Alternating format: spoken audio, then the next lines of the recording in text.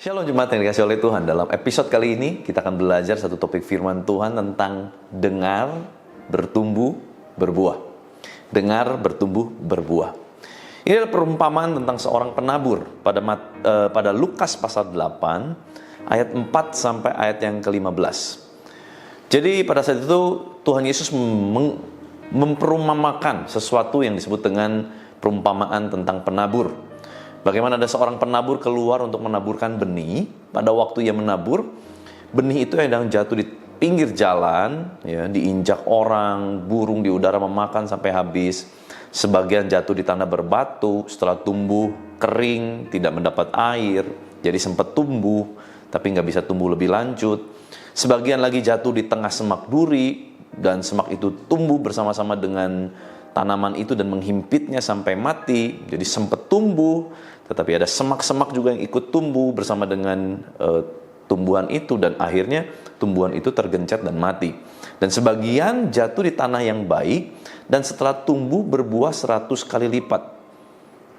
Nah, kita akan loncat di ayat yang ke-15. Ini adalah fokus kita pada hari ini. Yang jatuh di tanah yang baik itu ialah orang yang setelah mendengar firman itu menyimpannya dalam hati yang baik, ya, bukan sembarang hati, dan mengeluarkan buah dalam ketekunan. Ya, ini penting, saudara ya. Jadi kuncinya bagaimana apa yang ditaburkan benih itu bisa bertumbuh dan berbuah adalah di ayat yang ke-15. Dikatakan yang jatuh di tanah yang baik adalah orang, ya, kita, yang setelah mendengar firman itu menyimpan dalam hati yang baik, mengeluarkan buah dalam ketekunan. Jadi kita belajar di sini benihnya selalu sama kalau di perumpamaan ini. Tidak ada benih yang berbeda, tetapi benihnya sama. Tapi jenis tanah yang membedakan hasil. Nah, kalau kita lihat di sini benih adalah firman Tuhan, tanah bicara hati manusia.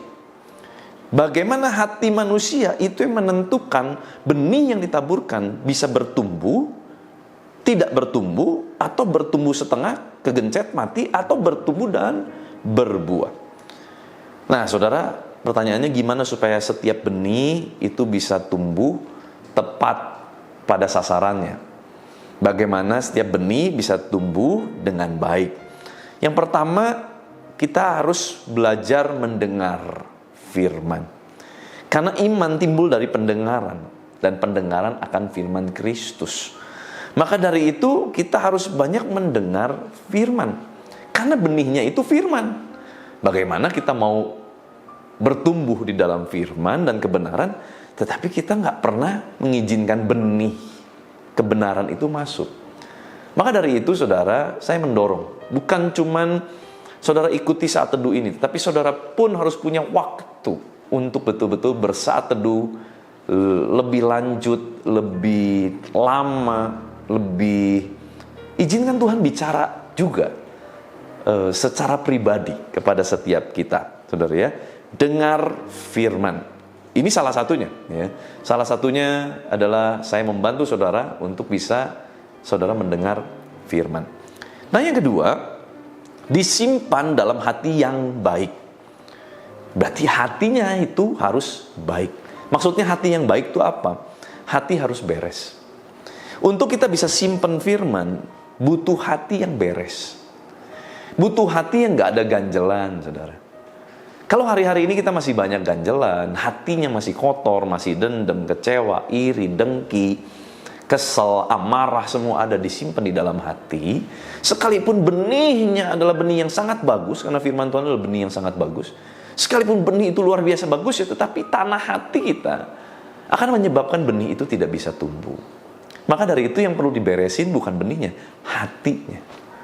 Nah, hari ini kalau saudara udah dengar ini, yuk kita beresin hati kita di hadapan Tuhan. Karena percuma juga kalau saudara ikuti terus firman Tuhan saat teduh setiap hari, tetapi hatinya nggak beres-beres. Nanti ini semua cuma jadi ilmu pengetahuan. Tidak bisa bertumbuh di dalam kehidupan setiap kita. Supaya tanah subur, nggak boleh ada benda-benda asing, betul ya? Kalau saudara mau tanah subur, benih di sana bisa bertumbuh, saudara harus bersihkan. Istilahnya digemburkan, dibersihkan dari kotoran-kotoran yang ada di sekeliling tanah itu. Bisa berupa emosi, praduga, kecewa, sakit hati, kesel, dengki, benci, apapun itu. Mari kita bereskan. Nah, yang ketiga adalah mengeluarkan buah dalam ketekunan. Jadi, saudara, untuk benih akhirnya bisa jadi buah, itu ada proses. Gak tiba-tiba. Benih firman Tuhan kita dengar hari ini, kita lakukan, itu gak tiba-tiba besok terjadi. Mungkin ya 10 hari, 15 hari, 1 bulan, 3 bulan, 1 tahun, ada mungkin 15 tahun mungkin. Kita nggak pernah tahu. Tetapi yang pasti adalah waktu benih ditaburkan, itu pasti dia akan berbuah.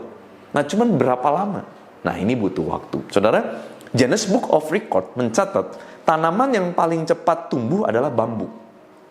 Dalam 1 jam itu bambu bisa tumbuh 5 cm per 1 jam. Tetapi ternyata walaupun tumbuhnya 5 cm per 1 jam, hasil panen dari bambu itu baru bisa dinikmati 3-5 tahun. Jadi tetap mau sekalipun secepat apapun bisa tumbuh ya, mungkin kita lihat wah benar dia baru bertobat, bertumbuh, wah diberkati bla bla bla.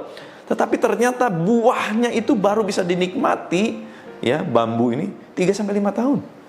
Jadi tidak ada yang namanya instan. Ada yang tumbuhnya cepat, panennya lama. Ada yang tumbuhnya lebih lama dari bambu, tetapi panennya lebih cepat. Tapi intinya semua butuh waktu, butuh proses, butuh ketekunan. Dan semua yang baik perlu, buah yang baik itu perlu ketekunan untuk dapat dihasilkan.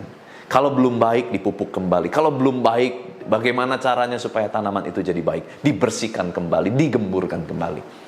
Nah, maka dari itu, saudara, kalau saudara sedang dibersihkan sama Tuhan, digemburkan tanah hatinya, saudara jangan tolak itu. Karena Tuhan pengen supaya betul-betul tanah hati kita menjadi tanah yang siap, tanah yang baik. Waktu firman masuk, benih firman masuk, kita membuka hati, kita melakukan, kita terima dengan iman, kita mengerjakan tanpa praduga-praduga yang buruk. Lalu apa yang terjadi? Benih itu mulai tumbuh. Terus kita lakukan dengan tekun. Maka ketekunan kita akan membuahkan buah yang matang. Nah, buah yang matang itu tentu bisa dinikmati. Izinkan saya berdoa buat saudara semua.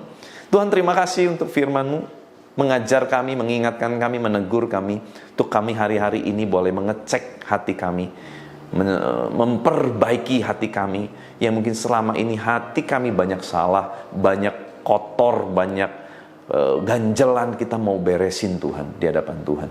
Ampuni semua dosa, kesalahan, pelanggaran kami. Biar hati ini Tuhan beres di hadapan Tuhan. Dan kami mau supaya hati yang beres ini bisa menjadi tempat di mana firman Tuhan boleh betul-betul berakar kuat, bertumbuh dan berbuah lebat. Sehingga hidup kami boleh menjadi saksi-saksi Kristus.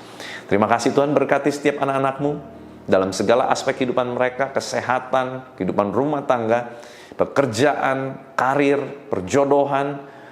Tuhan berkati, sehingga apapun yang tangan mereka kerjakan sepanjang hari ini, Engkau buat menjadi berhasil. Terima kasih Bapa, biar kuasa kehidupan dan kuasa kebangkitan Kristus mengalir, memerintah atas setiap kami, di dalam nama Tuhan Yesus Kristus. Haleluya, sama-sama kita katakan, amin. Tuhan Yesus memberkati.